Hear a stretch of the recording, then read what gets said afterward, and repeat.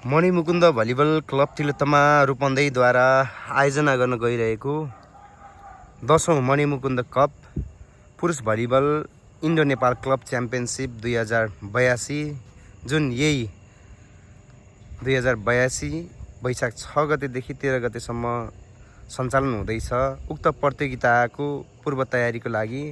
आज मिति 2081 साल चैत्र 26 गते हामीले पहिलो चरणको यो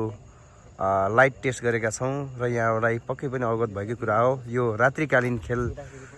जुन हरेक दिन साँझ 6 बजेदेखि 10 बजेसम्म सञ्चालन हुन्छ र खेलाडीहरूलाई सहज ढङ्गले खेल खेलाउनको निमित्त हामीले अत्यन्तै प्रभावकारी लाइटहरू जडान गरिरहेका छौं र यो टेस्टिङकै क्रममा छ र कतिपय लाइटहरू अझै हामीले यसलाई अझै एङ्गलहरू मिलाउनु पर्ने, यसको प्रकाशहरू मिलाउनु पर्ने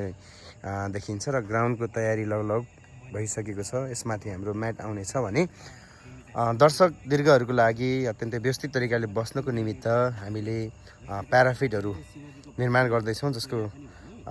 काम अब यी सुरु भइसकेको छ। आज प्याराफिट झरिसकेको छ र हाम्रो प्याराफिट निर्माण गर्ने मित्रहरूले अबको 4-5 दिनभित्रै प्याराफिट निर्माण कार्यहरू सम्पन्न हुने जानकारी पनि गराइराख्नु भएको छ र यो